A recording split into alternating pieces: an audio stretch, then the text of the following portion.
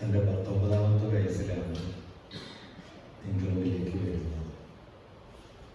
Barrister പരീക്ഷയ്ക്ക് 1869 ജനിച്ച് 1888 Gandhiji ഇംഗ്ലണ്ടിലെത്തുമ്പോൾ British സാമ്രാജ്യത്വം അതിൻ്റെ അതിപ്രതാപത്തിൻ്റെ കാലത്താണ്. സൂര്യനസ്തമിക്കാത്ത സാമ്രാജ്യം എന്ന പേരപ്പോഴേക്കും ബ്രിട്ടീഷ് സാമ്രാജ്യത്തിന് കൈവന്നിരുന്നു. വിക്ടോറിയൻ പ്രതാപത്തിൻ്റെ ഉച്ചസ്ഥാനത്ത് ബ്രിട്ടൻ നിലകൊള്ളുന്നുണ്ടായിരുന്നു. ബ്രിട്ടനായിരുന്നു മാതൃക. ഗാന്ധിജി ഇംഗ്ലണ്ടിലെത്തി 6 വർഷക്കാലം ഇവിടെ ജീവിക്കുകയും അദ്ദേഹം ബാരിസ്റ്റർ പരീക്ഷയ്ക്ക് പഠിച്ച് ഇവിടെ നിന്ന് 6 വർഷങ്ങൾക്ക് ശേഷം 1895 അഞ്ചിനോടടുത്ത് അദ്ദേഹം ദക്ഷിണാഫ്രിക്കയിലേക്ക് പോവുകയും ചെയ്തു.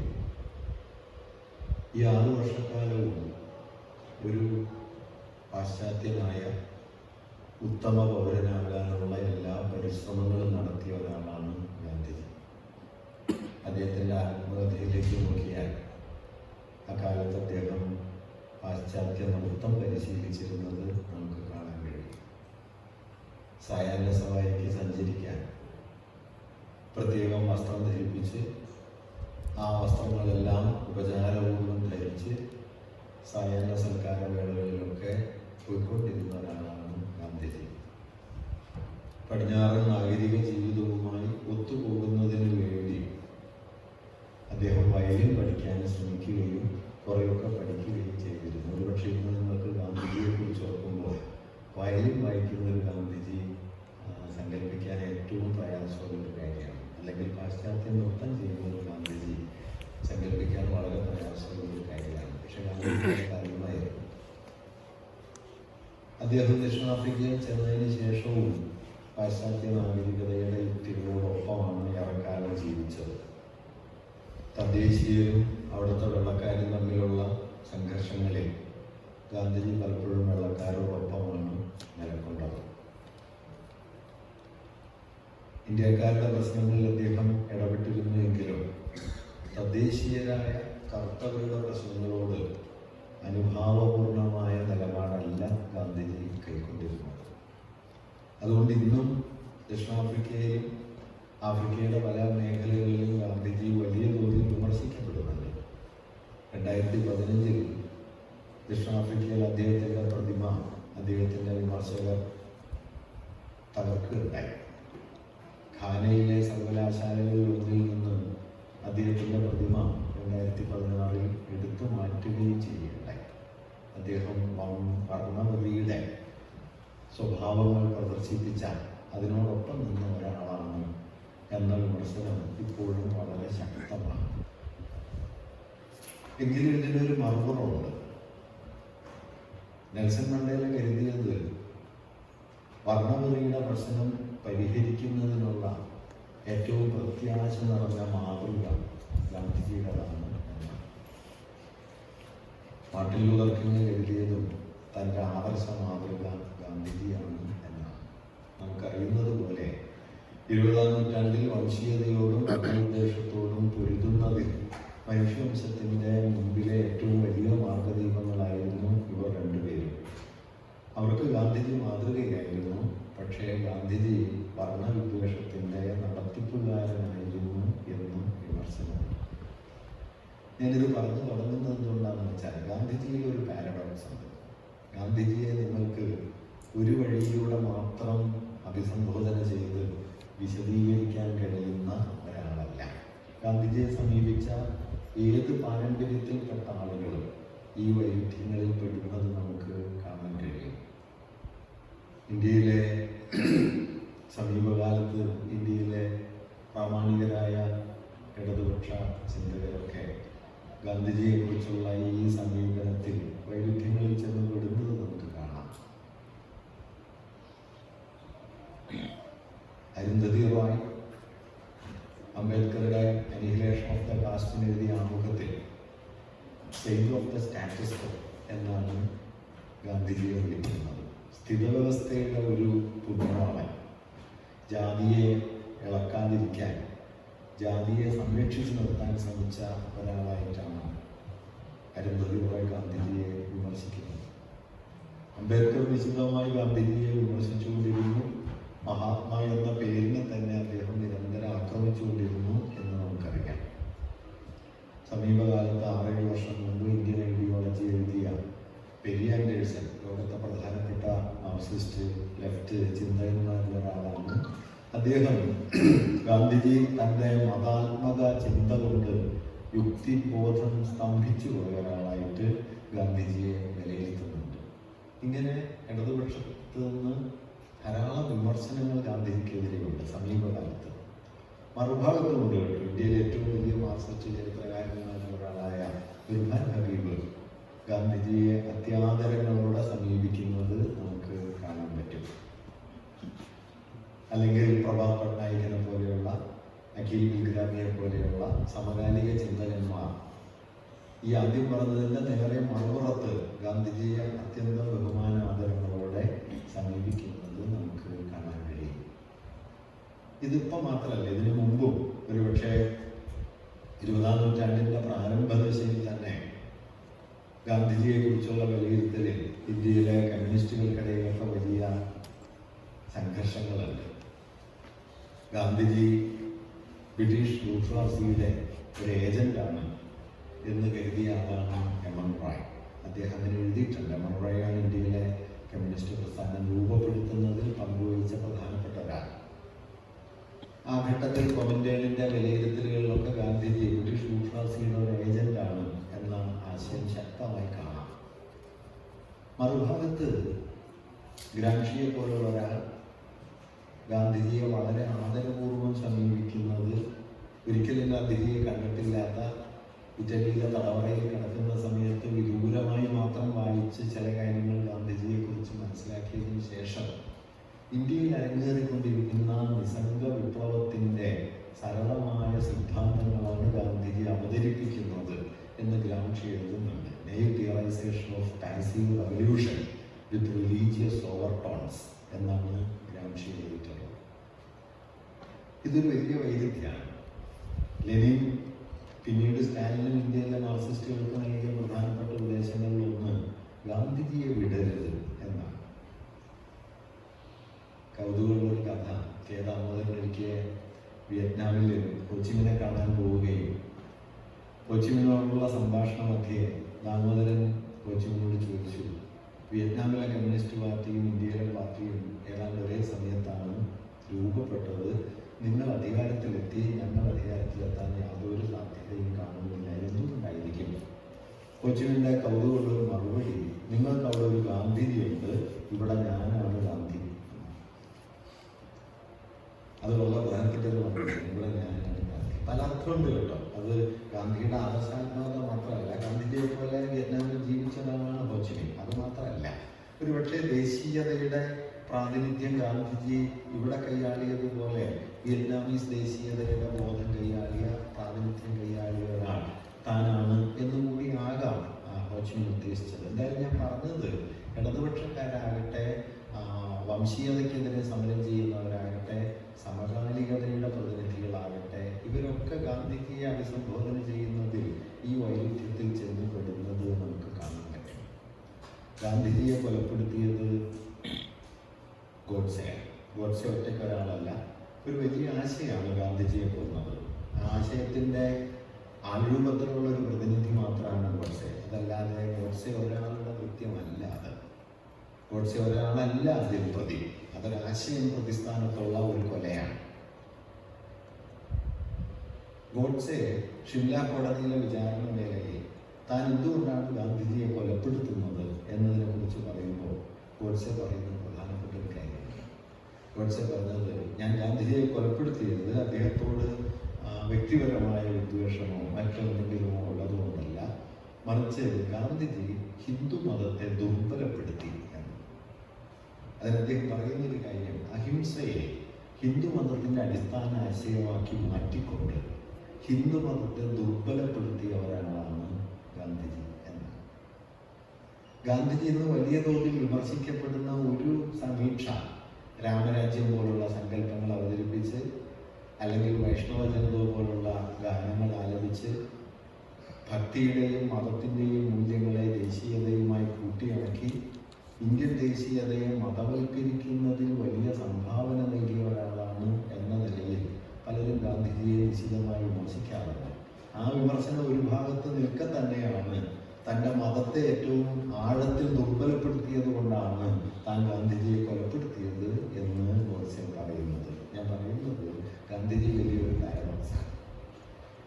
ഏതു ഭാഗത്തു നിന്ന് നോക്കിയാലും നിങ്ങൾ ഗാന്ധിജിയിൽ ധാരാളം വൈരുദ്ധ്യങ്ങൾ കാണും. പിന്നെ ഗാന്ധിജിയിലെ തെറ്റ് കണ്ടുപിടിക്കാൻ വളരെ എളുപ്പമാണ്. ഒരുപക്ഷെ ലോകത്ത് ഏറ്റവും കൂടുതൽ തെറ്റ് കണ്ടുപിടിക്കാൻ സാധ്യതയുള്ള ആളുകളുള്ള ഒരാൾ ഗാന്ധിജിയാണ്. ഗാന്ധിജി 100 വോള്യങ്ങൾ എഴുതിയിട്ടുണ്ട്.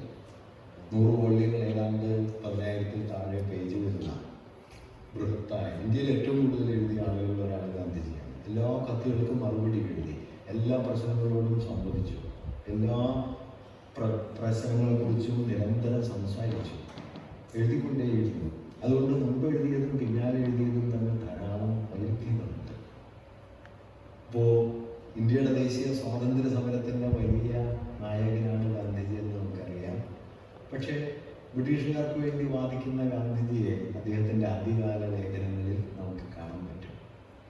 ബ്രിട്ടീഷുകാർ ജയിക്കാൻ വേണ്ടി പരിശ്രമിക്കണമെന്ന് ആവശ്യപ്പെടുന്ന, ബ്രിട്ടീഷ് സൈന്യത്തിൽ അംഗങ്ങളായി ചേരണമെന്ന് യുവാക്കളോട് ആഹ്വാനം ചെയ്യുന്ന ഗാന്ധിജിയെ 1-ാം ലോകയുദ്ധകാലത്ത് കാണാൻ കഴിയും. ഇത് ഗാന്ധിജിയിലുള്ളൊരു ഒരു വലിയ സന്നിഗ്ധതയെ സൂചിപ്പിക്കുന്നത്. ഒരുപക്ഷെ ഗാന്ധിജിക്ക് അറിയാമായിരുന്നു കേട്ടോ താനിങ്ങനെ മാറുന്നുണ്ട് എന്ന കാര്യം. ഗാന്ധിയുടെ വളരെ കൗതുകമുള്ളൊരു പ്രസ്താവന, ഞാനൊരു വിഷയത്തിൽ പല അഭിപ്രായങ്ങളും പറഞ്ഞിട്ടുണ്ടെങ്കിൽ ഏറ്റവും ഒടുവിൽ പറഞ്ഞ അഭിപ്രായമേ എൻ്റെ അഭിപ്രായമായി പരിഗണിക്കാവൂ എന്നാണ്. അതിൻ്റെ ഒരർത്ഥം അവസാനത്തെ അഭിപ്രായവും അന്തിമമായി പരിഗണിക്കണമെന്നില്ല എന്ന് കൂടിയാണ്. 10 കൊല്ലം കൂടി ജീവിച്ചിരുന്നെങ്കിൽ ചിലപ്പോൾ പിന്നെ അഭിപ്രായം മാറ്റിയത്. അത് അവസരവാദമല്ല, മറിച്ച് ജീവിതത്തിൻ്റെ മുഖത്ത് നോക്കി സത്യം പറയാൻ ശ്രമിക്കുന്ന ഒരാൾക്ക് പറഞ്ഞത് തന്നെ പറഞ്ഞുകൊണ്ടിരിക്കാൻ കഴിയില്ല എന്നത് ഗാന്ധിജിക്ക് അറിയുമായിരുന്നു. അതുകൊണ്ട് ഗാന്ധിജി പറഞ്ഞത് തന്നെ ആവർത്തിച്ചുകൊണ്ടിരുന്ന ഒരാളല്ല. അതുകൊണ്ട് ഗാന്ധിജിയെ മനസ്സിലാക്കുക എന്നത് ഗാന്ധിജിയുടെ ഉദ്ധരണികൾ ഏതെങ്കിലും ചിലത് സന്ദർഭങ്ങളിൽ നിന്ന് എടുത്ത് അവയെ മുൻനിർത്തി ഗാന്ധിജിയെ കുറിച്ചൊരു ചിത്രം ഉണ്ടാക്കിക്കൊണ്ടല്ല, മറിച്ച് ഗാന്ധിജി പിൻപറ്റാൻ ശ്രമിച്ച ജീവിത ദർശനത്തിൻ്റെ അടിസ്ഥാനപരമായ സ്വഭാവം എന്താണ് എന്നതിനെ കുറിച്ച് ആലോചിച്ചുകൊണ്ടാണ്. അഖിൽ ബിൽഗ്രാമി എന്ന് പേരുള്ള ഇന്ന് ലോകത്ത് ജീവിച്ചിരിക്കുന്ന ഏറ്റവും വലിയ ധൈഷണികരിൽ ഒരാൾ, തത്വചിന്തകരിൽ ഒരാൾ ഗാന്ധിജിയെ വിശേഷിപ്പിക്കുന്നത് അദ്ദേഹം ഒരു ഓർഗാനിക് ഫിലോസഫറാണ് എന്നാണ്, ഒരു ജൈവ ദാർശനികനാണ്. ഈ ജൈവ ദാർശനികൻ എന്നതിനെ അദ്ദേഹം പ്രൊഫഷണൽ ഫിലോസഫേഴ്സിൽ നിന്ന് വേറിട്ട് കാണുകയും ചെയ്യുന്നു. പ്രൊഫഷണൽ ഫിലോസഫേഴ്സ് എന്ന് പറയുന്നത് തത്വചിന്തയുടെ സമ്മർദ്ദങ്ങൾ ഉപയോഗിച്ച് സംസാരിക്കുകയും തങ്ങൾ അവതരിപ്പിക്കുന്ന ആശയങ്ങളെ ആധിപത്യാന്ത പൊരുത്തത്തോടെ ക്രമീകരിച്ച് അവതരിപ്പിക്കുകയും ഒക്കെ ചെയ്യുന്ന ഒരാളാണ്. മറിച്ച് ഒരു ഓർഗാനിക് ഫിലോസഫർ എന്ന് പറയുന്നത് അയാൾ ആശയങ്ങളുമായി ജീവിതത്തിൽ ഇടപെടുകയും ചരിത്രത്തിൽ ഇടപെടുകയും ചരിത്രവും അയാൾ ഉന്നയിക്കുന്ന ആശയങ്ങളും തമ്മിലുള്ള നിരന്തരമായ വിനിമയത്തിലൂടെ തൻ്റെ ആശയങ്ങൾക്ക് ഒരു ഭദ്രരൂപം നൽകാൻ ശ്രമിക്കുകയും ചെയ്യുന്ന ഒരാളാണ്. അയാളുടെ പ്രവൃത്തിയിലാണ് അയാളുടെ ആശയങ്ങളുടെ ഭദ്രത നിൽക്കുന്നത്, അല്ലാതെ അയാൾ എഴുതി വെച്ചതിൽ മാത്രമല്ല.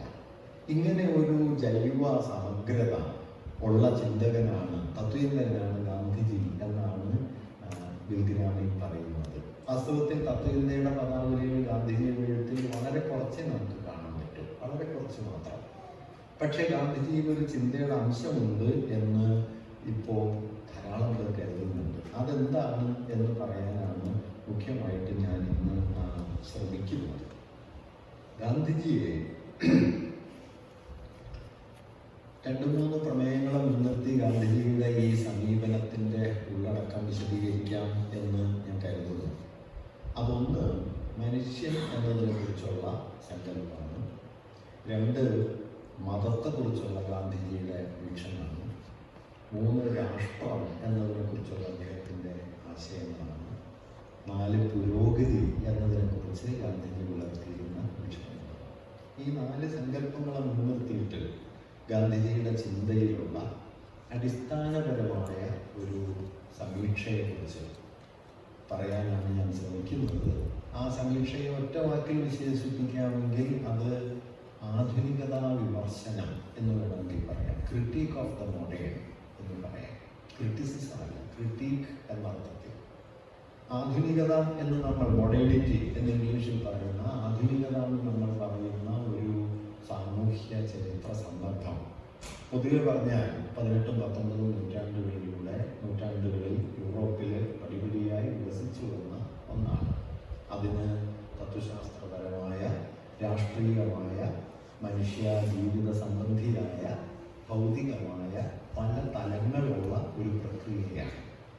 ഒരുപക്ഷെ ഏറ്റവും ലളിതമായി ആധുനികതയെ വിശേഷിപ്പിച്ച അല്ലെങ്കിൽ ആധുനികതയെ നിർവചിച്ച ഒരു മുദ്രാവാക്യം ഫ്രഞ്ച് വിപ്ലവത്തിൻ്റെതാണ് എന്ന് പറയാം. 18ാം നൂറ്റാണ്ട് അവസാനം 1789 ഫ്രഞ്ച് വിപ്ലവം പൊട്ടിപ്പുറപ്പെടുന്ന സമയത്ത് അത് ചരിത്രത്തിലെ പ്രധാനപ്പെട്ട ഒരു മുദ്രാവാക്യം ഉയർത്തുന്നുണ്ടായി. ഒരുപക്ഷെ മനുഷ്യവംശത്തിൻ്റെ ചരിത്രത്തിലെ ഏറ്റവും പ്രധാനപ്പെട്ട മുദ്രാവാക്യം അത് ലിബർട്ടി, ഇക്വാലിറ്റി ആൻഡ് ഫ്രറ്റേണിറ്റി എന്ന് പറയുന്ന സ്വാതന്ത്ര്യവും സമത്വവും സാഹോദര്യവും എന്ന ഒരാശയം. ഈ മുദ്രാവാക്യമാണ് ഒരർത്ഥത്തിൽ ആധുനികതയുടെ ഹൃദയം. മനുഷ്യർക്കിടയിലെ സമത്വം, മനുഷ്യർക്കിടയിലെ സാഹോദര്യം, മനുഷ്യർക്കിടയിലെ തുല്യത, ഇക്വാലിറ്റി. മനുഷ്യരെല്ലാം തുല്യരാണെന്ന് കണക്കാക്കപ്പെടുന്ന ആ തുല്യത കൊണ്ട് അവർക്കിടയിൽ നിലനിൽക്കേണ്ട സാഹോദര്യത്തെ പറഞ്ഞുറപ്പിക്കുന്ന, ആ സാഹോദര്യത്തിലും തുല്യതയിലും അധിഷ്ഠിതമായി സ്വാതന്ത്ര്യത്തിലേക്ക് നിരന്തരമായി മുന്നേറാൻ കഴിയുന്ന ഒരു സ്ഥിതിവിശേഷത്തെയാണ് ആധുനികത എന്ന് ഫ്രഞ്ച് വിപ്ലവം നിർവചിക്കാൻ ശ്രമിച്ചത്. ഇത് ആധുനികതയുടെ അഗാധമായ ഏറ്റവും മൗലികമായ ഉള്ളടക്കമാണ്. ഒരുപക്ഷെ ആധുനികതയുടെ ഹൃദയം എന്ത് എന്ന് ചോദിച്ചാൽ അത് ഈ ഒരു വാക്കാണ്, സാഹോദര്യം എന്നൊരു വാക്കാണ്. സാഹോദര്യമായതുകൊണ്ടാണ് കേരളത്തിലേക്ക് ആധുനികതയെ ആനയിച്ച യുഗപുരുഷനായ നാരായണ ഗുരു സോദരത്വേന വാഴുന്ന എന്നെഴുതിയത്. അതൊരു അലങ്കാരമല്ല.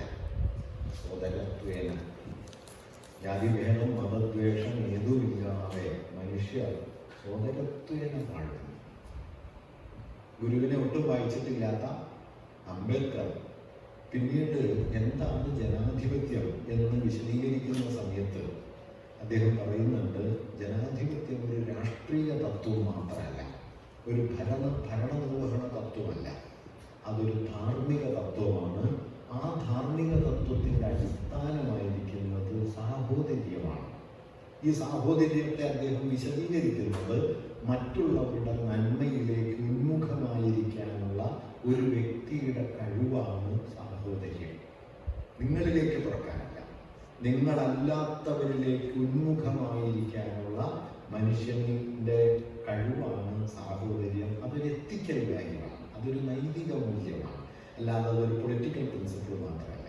Political manifestation of ethical value എന്ന് വേണം നാം ഈ ഭരണകൂടപരമായ ജനാധിപത്യ കൽപ്പനയെ കാണാൻ. അടിസ്ഥാനപരമായ അതൊരു നൈതിക സങ്കല്പമാണ് എന്ന് അംബേദ്കർ പറയുന്നുണ്ട്. അംബേദ്കർ ഇത് പറയുന്നതിന് വളരെ മുമ്പേ ഈ നൈതിക തത്വത്തെ അദ്ദേഹം ജനാധിപത്യത്തിൻ്റെ ഹൃദയമായി കണ്ട ഈ നൈതിക തത്വത്തെ ദൈവഭാവനയിലേക്ക് സന്നിവേശിപ്പിച്ച് ദൈവഭാവനയെ ആധുനികമായ ജനാധിപത്യ മൂല്യവുമായി കൂട്ടിയിണക്കിക്കൊണ്ടാണ് ഗുരു സാഹോദര്യത്തെക്കുറിച്ച് പറഞ്ഞത്.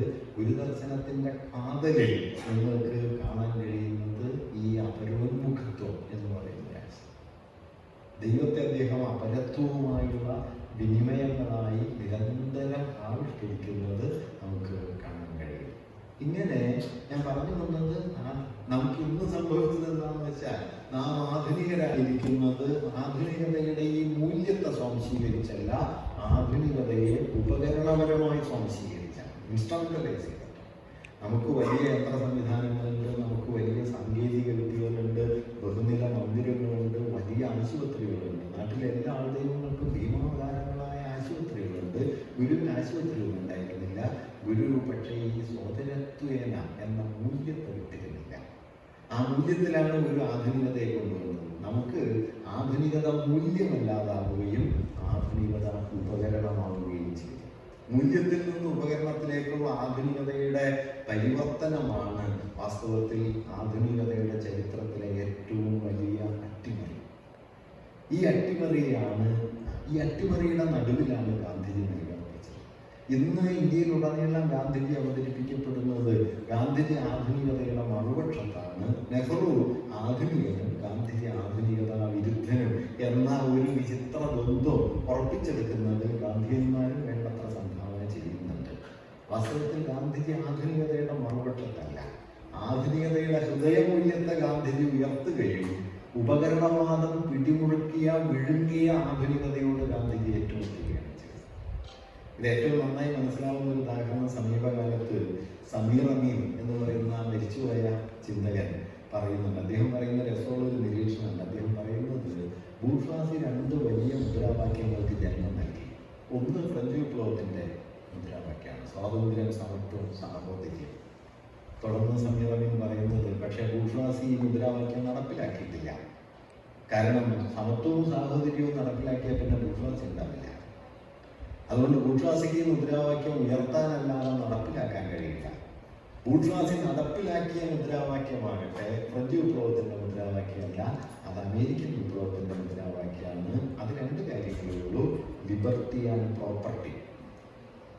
സ്വാതന്ത്ര്യം എന്തിനുള്ള സ്വാതന്ത്ര്യമാണ്? സ്വാതന്ത്ര്യം സമത്വത്തിനുള്ള സ്വാതന്ത്ര്യമല്ല, സ്വാതന്ത്ര്യം സാഹോദര്യത്തിനുള്ള സ്വാതന്ത്ര്യമല്ല, സ്വാതന്ത്ര്യം സ്വത്തുടമസ്ഥതയ്ക്കുള്ള സ്വാതന്ത്ര്യം. എല്ലാ മനുഷ്യർക്കും സ്വത്തുടമസ്ഥരാകാനുള്ള സ്വാതന്ത്ര്യമുണ്ട് എന്നിടത്ത് ബൂർഷ്വാസി ഈ സ്വാതന്ത്ര്യം, സമത്വം, സാഹോദര്യം എന്ന സങ്കല്പത്തെ പരിമിതപ്പെടുത്തിക്കൊണ്ടാണ് വാസ്തവത്തിൽ 19ാം നൂറ്റാണ്ടിലൂടെ ആധുനികതയുടെ ഗതി മാറിയത്. അതുകൊണ്ട് ആധുനികത പറഞ്ഞത് സാർവലൗകികതയെ കുറിച്ചാണ്, യൂണിവേഴ്സലിസം. പക്ഷേ നടപ്പായ ആധുനികതയിൽ 19ാം നൂറ്റാണ്ടിൽ ഉണ്ടായിരുന്നത് കൊളോണിയലിസം. 19ാം നൂറ്റാണ്ടിൽ നാം കാണുന്ന ഏകലോകം സാർവദേശീയ ലോകമല്ല. യൂറോപ്പ് കേന്ദ്രസ്ഥാനത്ത് നിന്ന് ആഫ്രിക്കയെയും ഏഷ്യയെയും ലാറ്റിൻ അമേരിക്കയെയും വിഭവങ്ങൾ കൊണ്ട് കൊള്ളയടിച്ച് മനുഷ്യരെ അടിമകളായി കച്ചവടം ചെയ്ത് മനുഷ്യാവസ്ഥയ്ക്ക് അർഹത ഈ മനുഷ്യർക്കില്ലെന്ന് പ്രഖ്യാപിച്ചിട്ടാണ് ആധുനികതയുടെ വലിയ ആവിഷ്കാരം ഇവിടെ അരങ്ങേറുന്നത്. പറഞ്ഞത് യൂണിവേഴ്സൽ മനുഷ്യനെ കുറിച്ചാണ്, പക്ഷേ പ്രവൃത്തിയിൽ വന്നത് ഈ യൂറോപ്യൻ മനുഷ്യൻ. പറഞ്ഞത് സാർവദേശീയത, നടപ്പിലായത് കൊളോണിയലിസം. ഈ വൈരുദ്ധ്യം, അതായത് എന്താണോ ആധുനികത മുമ്പോട്ട് കൊണ്ടുവരാൻ ശ്രമിച്ച മനുഷ്യ സങ്കല്പം, ജീവിത സങ്കല്പം, ആ ജീവിത സങ്കല്പം ആധുനികതയുടെ വികാസഘട്ടത്തിന്റെ പ്രാഥമിക ദശകളിൽ എവിടെയോ വച്ച് അട്ടിമറിക്കപ്പെടുകയും അത് മൂലധനത്തിൻ്റെയും ഭരണകൂട അധികാരത്തിൻ്റെയും പിടിയിൽപ്പെടുകയും അതിന് കീഴ്പ്പെട്ട ഒന്നായി ആധുനിക ലോകം മാറുകയും ചെയ്ത ഒരു ഘട്ടമാണ് 19ാം നൂറ്റാണ്ട് എന്ന് പറയുന്നത്. ഈ 19ാം നൂറ്റാണ്ടിൽ ആധുനികതയുടെ ഈ ആന്തരിക വൈരുദ്ധ്യത്തെ ആഴത്തിൽ ആദ്യം തിരിച്ചറിഞ്ഞ ആളുകളിൽ ഒരാളുടെ പേരാണ് ഗാന്ധിജി. ഗാന്ധിജി അതിനെ സൈദ്ധാന്തികമായി തിരിച്ചറിഞ്ഞോ ഇല്ലയോ എന്ന് എനിക്ക് പറയാൻ വയ്യ. അദ്ദേഹം സിദ്ധാന്തത്തിന്റെ ഭാഷയിലൊന്നും സംസാരിച്ചിട്ടില്ല. പക്ഷെ അദ്ദേഹം ഈ പ്രശ്നത്തിന്റെ ഹൃദയം കണ്ട ആളുകളുടെ ഒരാള്. അദ്ദേഹം പറഞ്ഞ ഒരു കാര്യമുണ്ട്. അദ്ദേഹം ഹിന്ദു സ്വരാജ് എന്നൊരു ഗ്രന്ഥം 1909 എഴുതി. ഹിന്ദു സ്വരാജ് എന്നാണ് കേട്ടോ, ഹിന്ദു സ്വരാജ് എന്നല്ല. വളരെ വൈകാതെ അതിന്റെ പേര് മാറാൻ സാധ്യതയുള്ളത് എന്നുള്ളത് ഞാനത് മുൻകൂട്ടി പറഞ്ഞത്. ആ ഗ്രന്ഥത്തില് അദ്ദേഹം സ്വരാജ് എന്നാണ് പറഞ്ഞത്. ഈ സ്വരാജ് എന്ന് പറയുന്നത് ബ്രിട്ടനിൽ നിന്ന് ഇന്ത്യ നേടുന്ന സ്വാതന്ത്ര്യമാണ് എന്ന് അദ്ദേഹം കരുതിയിരുന്നില്ല. ബ്രിട്ടനെ പോലെ ഒരു സ്വതന്ത്ര രാജ്യമായി ഇന്ത്യ മാറിയിരുന്നതിൽ യാതൊരു കാര്യവുമില്ല എന്ന് കരുതിയാണ് ഗാന്ധിജി പറയുന്ന ഒരു വാക്യമുണ്ട്. അന്ന് അദ്ദേഹം പറയുന്നുണ്ട്, ഏതാണ്ട് 3 കോടി മനുഷ്യർ മാത്രമുള്ള അന്നത്തെ ഒരു ചെറിയ രാജ്യം ലോകത്തെ ഈ നിലയിൽ കൊള്ളയടിച്ചെങ്കിൽ 30 കോടി മനുഷ്യരുള്ള ഇന്ത്യ ആ നിലവാരത്തിലെത്തിയാൽ ലോകം ബാക്കിയുണ്ടാവില്ല. ഞാൻ പിന്നെ ഓർത്തത് 2007 IPCC Inter governmental panel on climate change, കാലാവസ്ഥാ വ്യതിയാനത്തെ കുറിച്ച് പഠിച്ച 3000 ശാസ്ത്രജ്ഞന്മാർ ഉൾപ്പെടുന്ന സമിതി അതിൻ്റെ റിപ്പോർട്ട് 4-മത്തെയോ മറ്റോ റിപ്പോർട്ട് ഇറക്കിയ സമയത്ത് ആ റിപ്പോർട്ടിൻ്റെ സന്ദർഭത്തിൽ കാണുന്ന ഒരു വാക്യം എന്താണെന്ന് വെച്ചാൽ, 1-ാം ലോകത്തെ പോലെ 3-ാം ലോക രാജ്യങ്ങൾ വികസിക്കാത്തത് കൊണ്ടാണ് ഭൂമി ബാക്കിയുള്ളത് എന്നാണ്. വികസിച്ചതുകൊണ്ടല്ല. കാരണം അമേരിക്കയിലെ ഒരു പൗരന്റെ പ്രതിശീർഷ കാർബൺ എമിഷൻ 27 ടണ്ണാണ്. ലോകത്ത് 500 കോടി വരുന്ന ദരിദ്രരുടെ പ്രതിശീർഷ കാർബൺ എമിഷൻ 2 ടണ്ണോ 3 ടണ്ണോ. 700 കോടി മനുഷ്യർക്ക് 27 ടൺ കാർബൺ എമിഷനുള്ള പൊട്ടൻഷ്യൽ ഉണ്ടെങ്കിൽ ഭൂമി ബാക്കിയുണ്ടാവില്ല. അതുകൊണ്ട് ദരിദ്രർക്ക് തല ഉയർത്തി ഇന്ന് ലോകത്തോട് പറയാവുന്ന ഒരു കാര്യം, ഞങ്ങളുടെ ദാരിദ്ര്യത്തിന്റെ മുകളിലാണ് ഈ ജീവിതം ബാക്കിയുള്ളത്. ആദ്യം പറഞ്ഞ ആളുടെ പേരാണ് ഗാന്ധി. ഈ ദാരിദ്ര്യത്തിന്റെ മുകളിലാണ്, നിങ്ങളുടെ സമ്പത്തിന്റെ മുകളിലല്ല, നിങ്ങളുടെ പ്രതാപങ്ങളുടെ മുകളിലല്ല, നിങ്ങളുടെ ധനാഢ്യതയുടെ മുകളിലല്ല, ഈ ദാരിദ്ര്യത്തിന്റെ മുകളിലാണ് ഭൂമി ബാക്കി നിൽക്കുന്നത്. ഗാന്ധിയുടെ ഗംഭീരമായ ഒരു വാക്യം അവിടെ വരും, "This world has enough to satisfy everyone's need but no one's greed." മുതലാളിത്തം എന്ന വ്യവസ്ഥയ്ക്കെതിരെ ഇത്ര ആഴത്തിൽ വ്യക്തിഗതമായ ഒരു മൂല്യത്തിന്റെ തലത്തിൽ ഉയർത്തിയ വിമർശനം നിങ്ങൾക്ക് വേറെ കാണാൻ കഴിയില്ല. കാരണം മുതലാളിത്തം അടിസ്ഥാനപരമായി ചെയ്യുന്നത് ആർത്തികളെ ആവശ്യങ്ങളാക്കി പരിഭാഷപ്പെടുത്തലാണ്. നമുക്ക് ആവശ്യമേ ഇല്ലാത്തൊരു കാര്യം 2 ആഴ്ച കൊണ്ട് നമ്മൾ അനിവാര്യതയാക്കി മാറ്റും എന്നുള്ളതാണ് മുതലാളിത്തം ചെയ്യുന്ന ഒരു കാര്യം. അതുകൊണ്ടാണ് റെയ്മണ്ട് വില്യംസ് പറയുന്നത്, മുതലാളിത്തത്തിന്റെ കല ഏതാണ്, ഏറ്റവും നല്ല കല ഏതാണ് മുതലാളിത്ത കാലത്ത്? അദ്ദേഹം പറയുന്നത് പരസ്യങ്ങളാണ്. കാരണം പരസ്യം ചെയ്യുന്ന ഒരു കാര്യം അഭിലാഷ നിർമ്മാണമാണ്, വിഷ്മിക്കില്ല. നമുക്ക് ഒട്ടും വേണ്ടാത്തൊരു കാര്യം നമുക്ക് അനിവാര്യമാണെന്ന് നമ്മളെ ബോധ്യപ്പെടുത്തും. ഇത് പ്രധാനപ്പെട്ട ഒരു കാര്യമാണ്. അതുകൊണ്ടാണ് ഈ വസ്തുക്കൾ തിങ്ങി നിറയുന്ന ഒരു ലോകം വാസ്തവത്തിൽ മനുഷ്യനെ അത്രമേൽ അർത്ഥശൂന്യനാക്കി തീർക്കും എന്ന് പലരും കരുതിയിരുന്നത്. ഗാന്ധിജി അങ്ങനെ കരുതിയ ആളാണ്. ഈ വസ്തുക്കളുടെ പെരുപ്പം നിങ്ങളുടെ വില ഇല്ലാണ്ടാക്കും എന്ന് ഗാന്ധിക്ക് അറിയാം.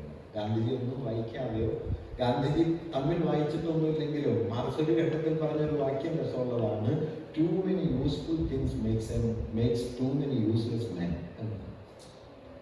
Too many useful things and too many useless men. ഇതിങ്ങനെ എല്ലാത്തിനും ഉപകരണങ്ങൾ പെരുകി വരുമ്പോൾ നിങ്ങളെ കൊണ്ട് എന്താണ് പ്രയോജനം എന്ന് ചോദിച്ചാൽ, ഇത് കൊണ്ടുവരക്കാനുള്ള ഒരാളാണ് നിങ്ങൾ എന്നതാണ്.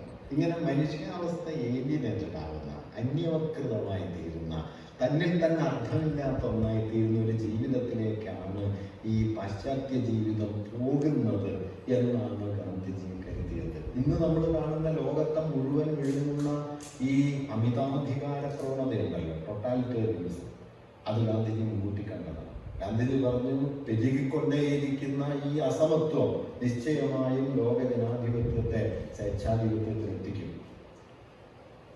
ഇതൊക്കെ ഇന്ന് പറയുന്നതിൽ അർത്ഥമുണ്ടെന്ന് എനിക്കറിയില്ല. പക്ഷേ ഗാന്ധിജി പറഞ്ഞു, ഈ അസമത്വം, പെരുകുന്ന ഈ അസമത്വം ലോകത്തെ സ്വേച്ഛാധിപത്യത്തിലേക്ക് എത്തിക്കും എന്ന് അദ്ദേഹം പറയുന്നുണ്ട്. അതുകൊണ്ട് ഞാൻ പറഞ്ഞു വന്ന ആശയം എന്താണെന്ന് വെച്ചാൽ, ഈ പാശ്ചാത്യ നാഗരികതയോട് അദ്ദേഹം ഉയർത്തിയ വിമർശനം പാശ്ചാത്യതയ്ക്കെതിരായ വിമർശനമല്ല. ഇത് തമ്മിൽ വലിയ വ്യത്യാസമുണ്ട്. വെസ്റ്റേൺ എന്ന് പറയുന്നതിനെ ഒരു ഫിക്സഡ് എൻറ്റിറ്റിയായി കണ്ട് അതിനോട് വിമർശനം പുലർത്തി പൗരസ്ത്യനായി ഭാരതീയനായി ഇരുന്ന ഒരാളേ അല്ല ഗാന്ധിജി. അങ്ങനെ ഗാന്ധിജിയെ അവതരിപ്പിക്കാനാണ് ഇപ്പോൾ വളരെ കൂടുതൽ ശ്രമം നടക്കുന്നത്. ഗാന്ധിജിയുടെ സമീക്ഷ അതല്ല. അത് ഞാൻ പിന്നാലെ കുറച്ചുകൂടി വിശദീകരിക്കാം. ഗാന്ധിജി എതിർത്തത് വാസ്തവത്തിൽ ഈ 19-ാം നൂറ്റാണ്ട് എത്തുമ്പോഴേക്കും ബ്രിട്ടീഷ് സാമ്രാജ്യത്വമായും കോളനികളായും അതിഭീമമായ ഉപഭോഗവാസനയായും ചരക്കുകളായും കമ്പോളമായും മാറിയ ഫ്രഞ്ച് വിപ്ലവം മുമ്പോട്ട് വെച്ച സമത്വ സാഹോദര്യ സങ്കല്പങ്ങളെ നിരാകരിച്ച ഭരണകൂട കേന്ദ്രിതമായി മാറിക്കൊണ്ടിരുന്ന ഒരു ആധുനികതയെയാണ് ഗാന്ധിജി വിമർശിച്ചത്. വാസ്തവത്തിൽ ആ ആധുനികതയിൽ ഇല്ലാത്തത് ആധുനികതയുടെ മൂല്യങ്ങളാണ്. ഇത് ഗാന്ധിജി ഒരാളായിട്ട് ചെയ്തതാണെന്ന് കരുതണ്ട കേട്ടോ. 19-ാം നൂറ്റാണ്ടിലും 18-ാം നൂറ്റാണ്ടിലും ഒക്കെ ഈ ആശയങ്ങളുടെ പലതരം അനുരണനങ്ങൾ ഇവിടെ ഉണ്ട്. പിന്നെ ഇംഗ്ലണ്ടിലാണെങ്കിൽ അന്ന് റസ്കിനുണ്ട്, ജോൺ റസ്കിൻ ഉണ്ട്, ടോൾസ്റ്റോയി ഉണ്ട് അവിടെ. അമേരിക്കയിലെ ഹെൻറി തോറോയെയും എമേഴ്സനെയും പോലുള്ള ആളുകളുണ്ട്. ഇവിടെ ലെവലേഴ്സ് പ്രസ്ഥാനം 18-ാം നൂറ്റാണ്ടിലൊക്കെ ലെവലേഴ്സ് എന്ന് പറഞ്ഞിട്ട് തൊഴിലാളി പ്രസ്ഥാനത്തിൻ്റെ ആദ്യ രൂപങ്ങൾ വരുമ്പോൾ അവർ ഈ ഭരണകൂട കേന്ദ്രിതമായി മൂലധന കേന്ദ്രിതമായി മാറിക്കൊണ്ടിരിക്കുന്ന ആധുനികതയോട് ഏറ്റുമുട്ടുകയാണ് ചെയ്തത്. അങ്ങനെ പലതരത്തിലുള്ള ചെറുത്തുനിൽപ്പുകൾ വാസ്തവത്തിൽ ആധുനികതയ്ക്കുള്ളിൽ ഏറിയും കുറഞ്ഞും വരുന്നുണ്ട്. ഈ പാരമ്പര്യത്തിലേക്കാണ് ഗാന്ധിജി വന്ന് കറങ്ങിയത്. ഗാന്ധിജിയെ ഇപ്പൊ നമ്മൾ ഇന്ത്യയുടെ ആത്മീയ ചിന്തകനായിട്ടൊക്കെ കാണുമ്പോഴുള്ള ഒരു കൗതുകം എന്താണെന്ന് വെച്ചാൽ, ഗാന്ധിജി ഭഗവത്ഗീത വായിക്കുന്നതിന് വളരെ മുമ്പേ വായിച്ചത് ജോൺ റസ്കിനാണ്, അൺടു ദിസ് ലാസ്റ്റ്. അത് ഗാന്ധിജി ഒരിക്കലും വിട്ടിട്ടില്ല. നേരത്തെ പറഞ്ഞ ആ മനുഷ്യനുണ്ടല്ലോ, അവസാനത്തെ മനുഷ്യൻ, ഗാന്ധിജി റസ്കിനെ എടുത്തതാണ്. ഭഗവത്ഗീത ഗാന്ധിജി ആദ്യം വായിച്ചത് ഇംഗ്ലീഷിലാണ്, പിന്നെ ഗുജറാത്തിയിൽ വായിച്ചു. രവീന്ദ്രനാഥ് നോട്ടിന്റെ സെലസ്റ്റിയൽ സോങ് സെലസ്റ്റിയലാണ് ഗാന്ധിജി ആദ്യം വായിച്ചത്. പിന്നെ അദ്ദേഹം ഗുജറാത്തിയിൽ വായിച്ചു. ആ ഗാന്ധിജി ഭഗവത്ഗീത വായിച്ചതിൽ കണ്ടെത്തിയത് എന്താണ് എന്നത് കൗതുകമുള്ള ഒരു കാര്യമാണ്. ഇർഫാൻ ഹബീബ് അതിനെക്കുറിച്ച് മനോഹരമായിട്ട് എഴുതിയിട്ടുണ്ട്. ഇർഫാൻ ഹബീബ് പറയുന്ന ഒരു രസമുള്ള വാക്യം, ഗീതയിൽ ഇല്ലാത്തതെല്ലാം ഗാന്ധിജി ഗീതയിൽ കണ്ടുപിടിച്ചു എന്നാണ്. കാരണം ഗാന്ധിജി ഗീതയിൽ കണ്ടെത്തിയ ഒരു പ്രധാനപ്പെട്ട മൂല്യം അഹിംസയാണ്. നിങ്ങൾ ഗീതയിൽ കണ്ടെത്താൻ ഒരു നിലയ്ക്കും സാധ്യതയില്ലാത്തൊരു കാര്യമാണ് അഹിംസ. യുദ്ധം നിർത്തിപ്പോയ അർജുനൻ എന്ത് കാര്യം കൃഷ്ണ എന്ന് പറഞ്ഞ് ഈ പരിപാടി അവസാനിപ്പിച്ചു പോയ ഒരാളെ തിരിച്ചു കൊണ്ടുവന്ന് ഇക്കണ്ട കൊലകൾ മുഴുവൻ ചെയ്യിക്കാൻ പ്രേരണയായ ഗ്രന്ഥത്തെയാണ് നമ്മൾ ഗീത എന്ന് വിളിക്കുന്നത്. ഗാന്ധിജി പക്ഷെ പറഞ്ഞത് അത് അഹിംസയാണ്. ഗാന്ധിജി ഗീതയിൽ തൊഴിലിന്റെ അന്തസ്സ് കണ്ടെത്തി, മനുഷ്യർക്കിടയിൽ സമത്വം കണ്ടെത്തി. ഗീതയുടെ 18-ാം അധ്യായം വായിച്ചാല് 18-ാം അധ്യായത്തിലെ ഗീത വർണ്ണധർമ്മമാണ് ശരിയെന്നും ഓരോ വർണ്ണത്തിനും വിധിക്കപ്പെട്ട ധർമ്മങ്ങളുണ്ടെന്നും ആ ധർമ്മം അനുഷ്ഠിച്ച് ജീവിക്കുന്നതാണ് അടിസ്ഥാനപരമായി നല്ലത് എന്നും അത്രമേൽ ഉറപ്പിച്ച് പറയുന്നുണ്ട്. അവിടെ പറയുന്ന ഒരു ആശയം, ഏറ്റവും നന്നായി അനുഷ്ഠിക്കപ്പെട്ട പരധർമ്മത്തെക്കാളും ഏറ്റവും മോശമായി അനുഷ്ഠിക്കപ്പെട്ട സ്വധർമ്മം മെച്ചപ്പെട്ടതാണ്. സ്വധർമ്മമാണ് ശരി, സ്വധർമ്മം ജാതിധർമ്മമാണ്.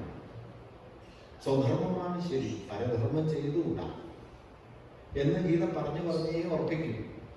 ആ ഗീത വായിച്ചാണ് ഗാന്ധിജി പക്ഷേ മനുഷ്യർക്കിടയിലെ തുല്യത, തൊഴിലിൻ്റെ അന്തസ്സ്, അഹിംസ ഇതൊക്കെ ഗാന്ധിജി കണ്ടെത്തുന്നു. ഞാൻ പറഞ്ഞു വന്നെന്താണെന്ന് വെച്ച് കഴിഞ്ഞാൽ, ഗാന്ധിജി ഗീതയിലോ ഉപനിഷത്തുകളിലോ കണ്ടെത്തിയ ലോകം വാസ്തവത്തിൽ അവിടെയുള്ള ലോകം തന്നെയാണ്. ഇത് വളരെ പ്രധാനപ്പെട്ട കാര്യം. അവിടെ പാരമ്പര്യം, അവിടെ നിക്ഷേപിച്ച ആശയങ്ങളെ അതേപടി ആവർത്തിച്ച ഒരാളല്ല ഗാന്ധിജി. നിങ്ങൾ അനാസക്തി യോഗം വായിച്ചു നോക്കിയാൽ ഗാന്ധിജി അതിൽ പറയുന്നുണ്ട്, ഗീതയിൽ നിന്ന് ശ്രദ്ധിക്കേണ്ട 2 ആശയങ്ങളേ ഉള്ളൂ. ഒന്ന് നിഷ്കാമകർമ്മം, 2 സ്ഥിതപ്രജ്ഞത്വം. അത് കഴിഞ്ഞാൽ കൃഷ്ണൻ എന്തൊക്കെയോ പറയുന്നുണ്ട്, അതൊന്നും അത്ര കാര്യമുള്ള കാര്യമല്ല. ഗാന്ധിജിക്ക് മാത്രമാണ് ഇങ്ങനെ കൃഷ്ണനൊന്നും ശരിയല്ല എന്ന് പറയാൻ ശേഷിയുള്ള ഒരാളായി ഗാന്ധിജി.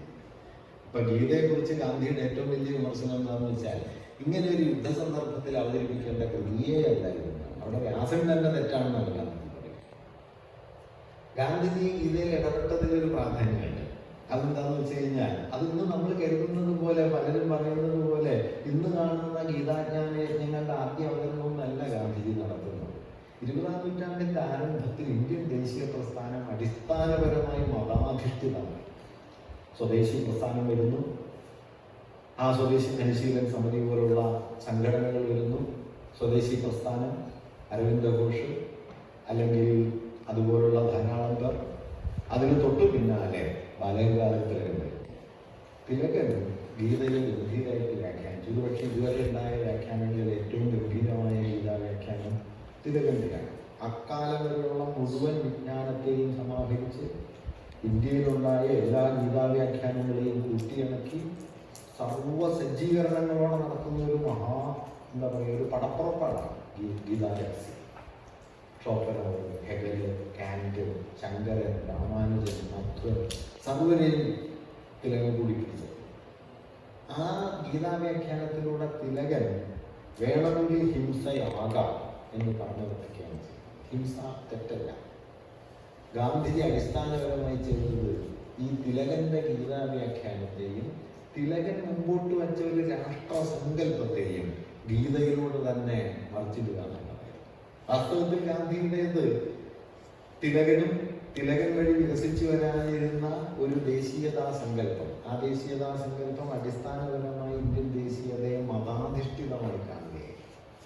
മതാത്മക ദേശീയതയാണ്. ഈ മതാത്മക ദേശീയതയ്ക്കെതിരെ ഗീതയെ തന്നെ മുൻനിർത്തി ഗാന്ധിജി നടത്തിയ വലിയ ചെറുത്തുനിൽപ്പാണ് അനാസക്തി യോഗം. ഗീതയെക്കുറിച്ചുള്ള അദ്ദേഹത്തിൻ്റെ 18 പ്രഭാഷണങ്ങൾ സബർമതി ആശ്രമത്തിൽ വെച്ച് അദ്ദേഹം 152 ദിവസക്കാലം തുടർച്ചയായിട്ട് നടത്തിയ പ്രഭാഷണങ്ങൾ. ഇങ്ങനെ ഏറ്റവും കൂടുതൽ ഗാന്ധിജി എൻഗേജ് ചെയ്ത ടെക്സ്റ്റുകളിലൊന്ന് ഗീതയാണ്. ഞാൻ പറഞ്ഞ ആശയം എന്താണെന്ന് വെച്ചാൽ, ഇങ്ങനെ ഗീതയിലേക്ക് ഗാന്ധിജി കൊണ്ടുവന്ന മൂല്യങ്ങൾ വാസ്തവത്തിൽ പാശ്ചാത്യ ആധുനികതയുടെ മൂല്യവ്യവസ്ഥയെ സ്വാംശീകരിച്ചുകൊണ്ടാണ്. പാശ്ചാത്യ ആധുനികത എന്ന് ഞാൻ പറയുന്നത് വ്യവസായവൽക്കരണമല്ല, യന്ത്രനാഗരികതയല്ല, അല്ലെങ്കിൽ നേഷൻ സ്റ്റേറ്റ് എന്ന് പറയുന്ന സങ്കല്പമല്ല. ഇതൊന്നും ഗാന്ധിജി സ്വീകരിച്ചിട്ടില്ല. മറിച്ച് ഗാന്ധിജി സ്വീകരിച്ചത് സമത്വം, തൊഴിലിൻ്റെ അന്തസ്സ്, തുല്യത തുടങ്ങിയ മൂല്യങ്ങളെ. ഇർഫാൻ അതിനെ സംഗ്രഹിക്കുന്നത് മനോഹരമായിട്ടാണ്. പാരമ്പര്യത്തിൻ്റെ പരിവേഷങ്ങൾക്കുള്ളിൽ ആധുനികതയുടെ സമർത്ഥനമാണ് ഗാന്ധിജി നടത്തിയത്, അല്ലാതെ ആധുനികതയുടെ പരിവേഷത്തിനുള്ളിൽ പാരമ്പര്യത്തെ കൊണ്ടുവരികയല്ല. ഇന്ന് ഇന്ത്യയിൽ നടന്നുകൊണ്ടിരിക്കുന്നത് ആധുനികതയുടെ പരിവേഷത്തിനുള്ളിൽ പാരമ്പര്യത്തിൻ്റെ ജഡമൂല്യങ്ങളെ ആവർത്തിക്കലാണ്. ഗാന്ധിജി പാരമ്പര്യത്തിൻ്റെ പദാവലികൾ ഉപയോഗിച്ചു, പറഞ്ഞത് ആധുനികതയുടെ മൂല്യങ്ങൾ. ആ മൂല്യങ്ങളാകട്ടെ ആധുനികത കൈവിട്ട മൂല്യങ്ങളും. മുതലാളിത്തത്തിലേക്കും മൂലധനത്തിലേക്കും യന്ത്രനാഗരികതയിലേക്കും ഭരണകൂട ഭീകരതയിലേക്കും ഒക്കെ പരിവർത്തനപ്പെട്ടുകൊണ്ടിരുന്ന ആധുനികത കൈയൊഴിഞ്ഞ അതിൻ്റെ തന്നെ ഹൃദയ തത്വങ്ങളെയാണ് വാസ്തവത്തിൽ ഗാന്ധിജി മതപരം എന്ന് വിളിക്കാവുന്ന ഒരു മൂല്യസങ്കല്പമാക്കി മാറ്റാൻ ശ്രമിച്ചത്. അവിടെയാണ് അദ്ദേഹം രാമരാജ്യത്തെ കുറിച്ച് പറഞ്ഞത്. അത് രാമന്റെ രാജ്യമല്ല, അത് ഗാന്ധിജി പറഞ്ഞിട്ടുണ്ട്. പിന്നെ നമ്മുടെ ഒരു സത്യാനന്തര യുഗമായതുകൊണ്ട് ഗാന്ധിജി പറഞ്ഞതൊന്നുമല്ല ഗാന്ധിജി പറഞ്ഞത്, ഇത് നമ്മൾ പറയണതാണ് എന്ന സ്ഥിതി എത്തിയല്ലോ. ഗാന്ധിജി പറഞ്ഞു, എൻ്റെ രാമൻ ദശരഥപുത്രനല്ല, അയോധ്യയിലെ രാജാവല്ല, സീതാപതിയല്ല. ഗംഭീരവാക്യം പിന്നാലെ വരും. എൻ്റെ രാമൻ എൻ്റെ മനസ്സിലെ സത്യബോധത്തിൻ്റെ പേരാണ്. സത്യബോധം, ആ സത്യബോധത്തെ ഞാൻ രാമെന്ന് വിളിക്കുന്നു. ആ രാമരാജ്യത്തിൽ ഹിന്ദുക്കൾ എന്ന പോലെ മുസ്ലിങ്ങളും ക്രിസ്ത്യാനികളും മറ്റെല്ലാവരും വസിക്കുന്ന ഒരു രാജ്യമാണ്. അതൊരു ഹിന്ദു മതരാജ്യമല്ല എന്ന് ഗാന്ധിജി എഴുതുന്നുണ്ട്. 1929 ഹരിജൻക്ക് എഴുതിയ ലേഖനത്തിൽ ഗാന്ധിജി അത് പറയുന്നുണ്ട്. അതൊരു ഹിന്ദു രാജ്യമല്ല. ഇപ്പൊ നാരായണഗുരു ഞാനൊരു ഹിന്ദു മത സന്യാസിയല്ല എന്ന് നേരിട്ട് പറഞ്ഞിട്ട് നമുക്ക് തൃപ്തിയായിട്ടില്ല. 1916 വെട്ടത്താനം പ്രസംഗത്തിൽ അദ്ദേഹം പറയുന്നുണ്ട്, ഇന്ന് നിലവിലിരിക്കുന്ന ഏതെങ്കിലും ഒരു മതത്തോട് നമുക്ക് യാതൊരു ബന്ധവുമില്ല എന്ന് പറയുന്നുണ്ട്. പക്ഷെ അത് എന്നതുപോലെയാണ് ഗാന്ധിജിയുടെ ഹിന്ദുമതം. ഇതിൻ്റെ ഒരു കൗതുകം എന്താണെന്ന് വെച്ചാൽ, ഗാന്ധിയുടെ എതിരാളികളും ഗാന്ധിജിയെ മതവൽക്കരിക്കാൻ ശ്രമിക്കുന്ന ആളുകളും ഒരുപോലെ ചെന്ന് പിടിക്കുന്ന ഈ പോയിന്റില്ല. രാമരാജ്യം, ഗാന്ധിജി രാമരാജ്യത്തെ എങ്ങനെയാണോ വിശദീകരിച്ചത് അത് ആ ആശയത്തിൽ എവിടെയും വരില്ല. ഇത് രാമന്റെ രാജ്യമാണെന്ന് രാമന്റെ ആളുകളും രാമന്റെ രാജ്യമാണെന്ന് രാമന്റെ എതിരാളികളും ഒരുമിച്ച് പറഞ്ഞ് താനെന്താണോ പറഞ്ഞത് അതിൽ നിന്ന് ഗാന്ധിജിയുടെ ആശയത്തെ പുറത്താക്കിയിട്ടുണ്ട്. ഞാൻ പറഞ്ഞത് എന്താണെന്ന് വെച്ച് കഴിഞ്ഞാൽ, ഗാന്ധിജി ചെയ്ത ഒരു പ്രധാനപ്പെട്ട കാര്യം ഈ ആധുനികതയെ നമ്മുടെ ജീവിത സന്ദർഭത്തിലേക്ക് കൃത്രിമമായി കെട്ടിയിറക്കുകയല്ല, മറിച്ച് നിലനിൽക്കുന്ന അനുഭവ ലോകവുമായി ആധുനികതയെ കൂട്ടിവിളക്കാൻ പറ്റുമോ? അത് ജയിച്ചു എന്ന് നിങ്ങൾക്ക് നിശ്ചയമായിട്ട് സംശയിക്കാം, വിമർശനങ്ങൾ ഉന്നയിക്കാം. പക്ഷെ അദ്ദേഹത്തിൻ്റെ ശ്രമം അതായിരുന്നു. ആ ശ്രമം അതായിരുന്നത് കൊണ്ടാണ് ഗാന്ധിജിയുടെ സമരതന്ത്രങ്ങളെ നമ്മൾ നോക്കണം. ഗാന്ധിജിയുടെ സമരതന്ത്രങ്ങൾക്കുള്ള പ്രാധാന്യം എന്താണ്? ഗാന്ധിജിയുടെ സമരതന്ത്രങ്ങളാണ് ഇന്ത്യയിലെ ദേശീയ പ്രസ്ഥാനത്തെ ഔപചാരികമായ രാഷ്ട്രീയ മുദ്രാവാക്യങ്ങൾ, പലപ്പോഴും വളരെ മതാത്മകമായി മാറിയ രാഷ്ട്രീയ മുദ്രാവാക്യങ്ങളിൽ നിന്ന് അടിസ്ഥാനപരമായ ജനകീയ ഭൗതിക പ്രശ്നങ്ങളിലേക്ക് നമ്മുടെ സ്വാതന്ത്ര്യ സമരത്തെ കൊണ്ടുപോയത്. ചമ്പാരനിലാണ് ഗാന്ധിജി ആദ്യമായിട്ട് ഇടപെടുന്നത്, 1920. ചമ്പാരനിൽ ഗാന്ധിജി പറഞ്ഞ കാര്യം ബ്രിട്ടൻ ഇന്ത്യ വിട്ടു പോകണമെന്നൊന്നുമല്ല. അദ്ദേഹത്തിൻ്റെ ചെറിയ മുദ്രാവാക്യമാണ്, കർഷകർക്ക് വിളവിന് വില കിട്ടണം. റുഹാൻ ഹബീബ് അതിനെക്കുറിച്ച് പറയുന്ന മനോഹരമായ ഒരു വാക്യം, അടിസ്ഥാന വിഷയങ്ങളിൽ നിന്ന്, ജനങ്ങളുടെ അടിസ്ഥാന വിഷയങ്ങളിൽ നിന്ന് സമരം ആരംഭിക്കണം എന്ന സ്ട്രാറ്റജി ഇന്ത്യയിൽ ഏറ്റവും ഗംഭീരമായി പരീക്ഷിച്ചത് ഗാന്ധിജി. ഉപ്പ് സത്യാഗ്രഹം ഗാന്ധിജി ആരംഭിക്കുന്ന സമയത്ത് AICC പൊതുവിൽ അതിൽ തൃപ്തമല്ല. കാരണം സമരം ചെയ്യാൻ കുറച്ചുകൂടി കനപ്പെട്ട എന്തെങ്കിലും വിഷയം വേണം എന്നാണ് AICC കരുതിയത്. ഉപ്പൊരു സമരത്തിനൊക്കെ കൊള്ളാവുന്ന വിഷയമാണ്. പക്ഷെ ഗാന്ധിജി കണ്ടതെന്താണെന്ന് വെച്ചാൽ അവസാനത്തെ ആളെയും സ്പർശിക്കുന്ന മുദ്രാവാക്യം. ഈ ഉപ്പെടുക്കുന്നതോടെ ബ്രിട്ടൻ ഇന്ത്യ ഭരിച്ചാലും ഇല്ലെങ്കിലും ഇന്ത്യയിൽ ആദിവാസിക്കൊന്നും സംഭവിക്കാനില്ല. പക്ഷെ ഉപ്പ് അയാളുടെ ജീവിതത്തിലുണ്ട്. ഇങ്ങനെ അവസാനത്തെ ആളിലേക്ക് വരെ ചെല്ലുന്ന മുദ്രാവാക്യങ്ങൾ, സമരതന്ത്രങ്ങൾ കണ്ടെത്തുക. ആ സമരതന്ത്രങ്ങളെ ഒരു സമരോത്സുകമായി സംഘടിക്കുന്ന മനുഷ്യരിൽ മാത്രം ഒതുങ്ങി നിൽക്കാതെ മുഴുവൻ മനുഷ്യരിലേക്കും എത്തുന്ന ആവിഷ്കാരങ്ങൾ അതിന് നൽകുക. ചർക്ക, നൂലുനൂൽക്കൽ, സ്വദേശി വസ്ത്രം. നിങ്ങൾ എങ്ങനെയാണ് ബ്രിട്ടനെതിരെ സമരം ചെയ്യുന്നത്?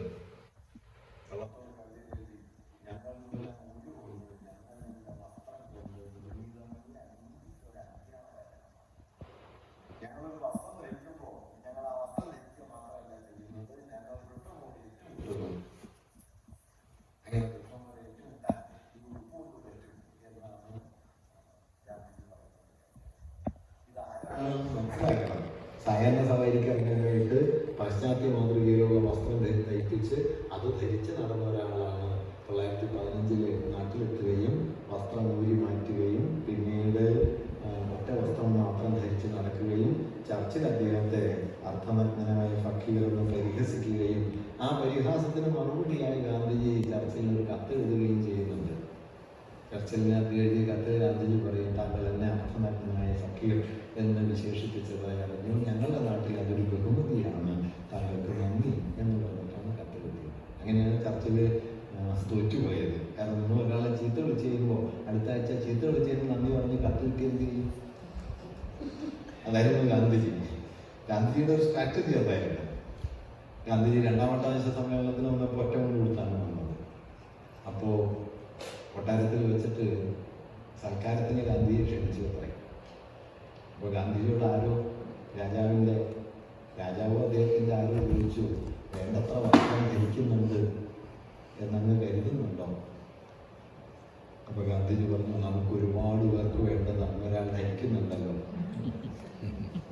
ഇതെല്ലാം ചെറിയ വാക്യങ്ങളല്ല കേട്ടോ. കാരണം ഈ യുക്തിയുടെ വിമർശനമാണത്. നിങ്ങൾ എങ്ങനെ ജീവിക്കുന്നു എന്നുള്ള ചോദ്യം. ഗാന്ധിജി ഇന്നിപ്പോ നാം ആരും ശ്രദ്ധിക്കില്ല ആ ഒരു വാക്യം. ഇപ്പോൾ ചരിത്രം ഇന്ത്യയുടെ ഒരു പ്രശ്നം. ഞാൻ ആധുനികതയായിട്ടുള്ള ഗാന്ധിയുടെ എൻഗേജ്മെന്റ് പറയുകയാണ്. ഇപ്പം ചരിത്രം എന്ന് പറയുന്നത് വളരെ പ്രധാനപ്പെട്ട ഒരു വിഷയമാണ്. ഹിസ്റ്ററിയാണ്. ഇന്ത്യയെക്കുറിച്ച് ഇമ്പീരിയലിസ്റ്റുകൾ ഉണ്ടാക്കിയ ഏറ്റവും പ്രധാനപ്പെട്ട വിമർശനം എന്താണെന്ന് വെച്ച് കഴിഞ്ഞാൽ, ഇന്ത്യക്ക് ചരിത്രമില്ല, ചരിത്രബോധമില്ലാത്ത ആളാണ്. അപ്പൊ ഇന്ത്യൻ ദേശീയ പ്രസ്ഥാനത്തിന് അതൊരു പ്രശ്നമായിരുന്നു. അതുകൊണ്ട് ദേശീയ പ്രസ്ഥാനത്തിന്റെ നേതാക്കന്മാരൊക്കെ നിരന്തരം ചരിത്രം എഴുതാൻ ശ്രമിച്ചുകൊണ്ടിരുന്നതാണ്. അക്കാലത്തേക്ക് ഇന്നത്തെ പോലെയല്ല, ആളുകൾക്ക് അത്യാവശ്യം വിവരമൊക്കെ ഉള്ളൊരു കാലമാണത്. അതുകൊണ്ട് ഇവർ വായിച്ച് പഠിച്ചിട്ടൊക്കെ ചരിത്രം എഴുതും. ഒരു നേതാവ് ഒരു 6 മാസം ജയിലിൽ കിടന്നാൽ ഒരു ചരിത്ര പുസ്തകം ഉറപ്പാണ്. ഇന്ത്യയെ കണ്ടെത്തലോ കേരളത്തിന്റെ ചരിത്രം, അങ്ങനെയൊക്കെ ചരിത്ര പുസ്തകം എഴുതിക്കൊണ്ടിരിക്കും. ധാരാളം ചരിത്ര ഗ്രന്ഥങ്ങൾ എഴുതാൻ, ഇന്ത്യക്ക് ചരിത്രമുണ്ടെന്ന് സ്ഥാപിക്കാനാണ്. ഗാന്ധിജി മാത്രം ഒരിക്കൽ പറഞ്ഞത്, ചരിത്രമില്ല എന്നുള്ളത് ഇന്ത്യയുടെ ഒരു പോരായ്മയല്ല, ഇന്ത്യയുടെ ഒരു ഗുണമാണ്. തുടർന്ന് അദ്ദേഹം പറയുന്ന ഒരു വാക്യം ശ്രദ്ധിക്കുന്നുണ്ടോ? അദ്ദേഹം പറഞ്ഞത്, ചരിത്രം എന്ന് പറയുന്നത് അധികാരത്തിൻ്റെയും ആണുങ്ങളുടെയും ലോകമാണ്, അതില്ല എന്നുള്ളൊരു ഗുണമാണ്. ഈ ഒരു ആശയം പിന്നെ നിങ്ങൾ കാണുമെങ്കിൽ പോസ്റ്റ് കൊളോണിയലിസം വരണം. പോസ്റ്റ് കൊളോണിയൽ ഹിസ്റ്ററിയന്മാർ ഇത് പറഞ്ഞിട്ടുണ്ട്. ഈ ചരിത്രം എന്ന് പറയുന്നത് അധികാരത്തിന്റെ ചരിത്രമാണ്. History is his own story എന്ന് ഫെമിനിസ്റ്റുകൾ പറയും. ഹിസ്റ്റോറിയാണ്, ഹെർ സ്റ്റോറി അല്ല. അവളില്ല, അവനേ ഉള്ളൂ. ആണിന്റെ വേഷം കിട്ടിയ പെണ്ണായിട്ടല്ലാതെ പെണ്ണായി ജീവിച്ച പെണ്ണ് ചരിത്രത്തിലില്ല. ജോൺ ഓഫ് ആർക്ക് ഉണ്ട്, അല്ലെങ്കിൽ ജാൻസി റാണിയുണ്ട്, ഉമയമ്മ മഹാറാണിയുണ്ട്. ഇവരൊക്കെ ആണിന്റെ വേഷം കിട്ടിയപ്പോഴാണ്. അടുക്കളയിൽ പണിയെടുത്ത പെണ്ണിന്റെ ചരിത്രത്തിൽ വന്നേയില്ല. ഇത് പെണ്ണെല്ലാം പറയുന്നതിന് മുമ്പ് ഗാന്ധിജി പറയുന്നത് ഒറ്റ വാക്യം, ആണുങ്ങളുടെയും അധികാരത്തിന്റെയും ലോകമാണ് ചരിത്രം, അതില്ല എന്നുള്ളതൊരു ഗുണമാണ്, ദോഷമായി കാണുന്നത്. ഞാൻ പറഞ്ഞെന്താണെന്ന് വെച്ച് കഴിഞ്ഞാൽ, വെസ്റ്റേൺ മോഡേണിറ്റി രൂപപ്പെടുത്തിയ അടിസ്ഥാന ജ്ഞാന വ്യവസ്ഥ, രാഷ്ട്രസങ്കല്പം, പുരോഗതി, മതബോധം, ഇതിനെയൊക്കെ നിശിതമായി അതിനുള്ളിൽ നിന്ന് വിമർശിച്ചുകൊണ്ടുകൂടിയാണ് ഗാന്ധിജി ആധുനികതയോട് എൻഗേജ് ചെയ്തത്. അതുകൊണ്ട് അദ്ദേഹം ഈ രാഷ്ട്രം എന്ന സങ്കല്പത്തെ ആഴത്തിൽ വിമർശിക്കുന്നത് നമുക്ക് കാണാൻ പറ്റും. രാഷ്ട്രം എന്ന് പറയുന്നത് എന്താണ്? ഞാൻ കുറച്ചുകൂടി സാങ്കേതികമായ ഒരു കാര്യത്തിലേക്ക് വരികയാണ്. എന്തുകൊണ്ടാണ് ഗാന്ധിജി ആധുനിക രാഷ്ട്രസങ്കല്പത്തെ വിമർശിച്ചത്, ഭരണകൂട സങ്കല്പത്തെ വിമർശിച്ചത്?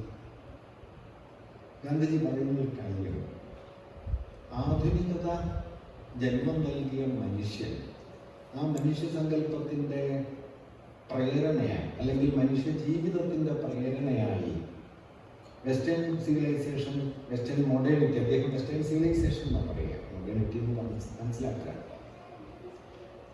വെസ്റ്റേൺ സിവിലൈസേഷൻ മുമ്പോട്ട് വെച്ചത് സെൽഫ് ഇൻട്രസ്റ്റിനെയാണ്. Self interest. നമുക്ക് ഓരോരുത്തർക്കും നമ്മുടേതായ താല്പര്യങ്ങളുണ്ട്. ആ നമ്മുടെ താല്പര്യങ്ങളുടെ നിർവഹണത്തിനായി നമ്മൾ ജീവിക്കുന്നു. എൻ്റെ താല്പര്യത്തിന് വേണ്ടി ഞാനും, നിങ്ങളുടെ താല്പര്യത്തിൻ്റെ പൂർത്തീകരണത്തിന് വേണ്ടി നിങ്ങളും ജീവിക്കുന്നു. അങ്ങനെ ജീവിക്കുമ്പോൾ നമ്മുടെ താല്പര്യങ്ങൾക്കിടയിൽ ധാരാളം വൈരുദ്ധ്യങ്ങളുണ്ടാവും. എൻ്റെ താല്പര്യം നിങ്ങളുടെ ആവില്ല. ഈ വൈരുദ്ധ്യങ്ങൾ ഒരു സംഘർഷത്തിലോ ഒരു വലിയ കലാപത്തിലോ എത്തിച്ചേരാതിരിക്കാൻ നമ്മുടെ എല്ലാം മുകളിൽ സർവാധിപത്യമുള്ള, സർവാധികാരിയായ ഒരു ഭരണകൂടത്തെ, നമ്മെ നിയന്ത്രിക്കാൻ കഴിയുന്ന ഒരു ഭരണകൂടത്തെ നാം പ്രതിഷ്ഠിക്കുന്നു. തോമസ് ഹോബ്സ് ഒക്കെ മുമ്പോട്ട് വയ്ക്കുന്ന ഭരണകൂട സങ്കല്പം ഇതാണ്. അതായത് എല്ലാ വ്യക്തികളും സ്വതാല്പര്യത്താൽ, സെൽഫ് ഇൻട്രസ്റ്റിനാൽ പ്രചോദിതരായി ജീവിക്കുക. അങ്ങനെ സെൽഫ് ഇൻട്രസ്റ്റിനാൽ പ്രചോദിതരായ വ്യക്തികളുടെ ഒരു സംഘാതമായി, കൂട്ടമായി സമൂഹം മാറുക. സ്വന്തം താല്പര്യങ്ങൾ തമ്മിലുള്ള സംഘർഷം സമൂഹത്തെ അരാജകത്വത്തിലേക്കോ കലാപത്തിലേക്കോ കൊണ്ടുപോകാതിരിക്കാൻ നമ്മുടെ എല്ലാം സ്വാതന്ത്ര്യത്തിൻ്റെ മുകളിൽ സർവാധികാരിയായ ഒരു ഭരണകൂടത്തെ പ്രതിഷ്ഠിക്കുക. ആ ഭരണകൂടം നമ്മെ നിയന്ത്രിക്കും. അതാണ് നിയമവ്യവസ്ഥ. ഗാന്ധിജി ഈ സങ്കല്പത്തോട് അടിസ്ഥാനപരമായി വിയോജിച്ചു. ഗാന്ധിജിയുടെ ദർശനത്തിൻ്റെ കാതൽ കിടക്കുന്നത് ഇവിടെയാണെന്നാണ് ഞാൻ കരുതുന്നത്. ഗാന്ധിജി പറഞ്ഞത് മനുഷ്യർ സെൽഫ് ഇൻട്രസ്റ്റിനാൽ നയിക്കപ്പെടുന്നവരാണ് എന്നത് മനുഷ്യാവസ്ഥയ്ക്ക് വിരുദ്ധമായ ഒരാശയമാണ്. മനുഷ്യാവസ്ഥയുടെ സഹജ സ്വഭാവം സെൽഫ് ഇൻട്രസ്റ്റിലല്ല, സെൽഫ് സാക്രിഫൈസിലാണ് എന്നത്. അദ്ദേഹം 3 മൂല്യങ്ങളെ കുറിച്ച് പറയുന്നു. സെൽഫ് സാക്രിഫൈസിലൂടെയാണ് മനുഷ്യർ അവരുടെ ഉത്തമമായ മൂല്യങ്ങളെ പ്രകാശിപ്പിക്കുന്നത്. ആ മൂല്യങ്ങളിൽ ഒന്ന് സ്നേഹമാണ്. അത് സെൽഫ് ഇൻട്രസ്റ്റ് അല്ല, സാക്രിഫൈസിലല്ല. 2 വാത്സല്യമാണ്. അത് സെൽഫ് ഇൻട്രസ്റ്റ് അല്ല. 3 സാഹോദര്യമാണ്. സാഹോദര്യവും വാത്സല്യവും സ്നേഹവും സെൽഫ് ഇൻട്രസ്റ്റിനേക്കാൾ സെൽഫ് സാക്രിഫൈസിനെ മുമ്പോട്ട് വയ്ക്കുന്നു. അതുകൊണ്ട് സാക്രിഫിഷ്യൽ റിലേഷൻഷിപ്പ് എന്നുള്ളത് മനുഷ്യാവസ്ഥയുടെ അടിസ്ഥാന സ്വഭാവമാണ്. ഈ അടിസ്ഥാന സ്വഭാവത്തെ വ്യക്തിവാദപരമായി ചുരുക്കിക്കൊണ്ടാണ് ആധുനികത വ്യക്തിയെ സൃഷ്ടിച്ചത്. ആധുനിക വ്യക്തി എന്ന സങ്കല്പത്തിൻ്റെ അടിസ്ഥാന തകരാറ് അത് എക്സ്ക്ലൂസീവാണ്. ഗാന്ധിജി വാക്ക് ഉപയോഗിച്ചിട്ടില്ല, പക്ഷെ ഞാൻ അതിനൊന്ന് വിശദീകരിക്കുകയാണ്. ഈ സാക്രിഫിഷ്യൽ ആകുന്ന സമയത്ത് ഇൻക്ലൂസീവാണ്. നിങ്ങൾക്ക് വേണ്ടി അല്ല, നിങ്ങൾ മറ്റൊരാൾക്ക് വേണ്ടി നിങ്ങളെ ഉപേക്ഷിക്കുന്നു, അഥവാ നിങ്ങൾ മറ്റൊരാളിലേക്ക് ചെന്ന് ചേരുന്നു.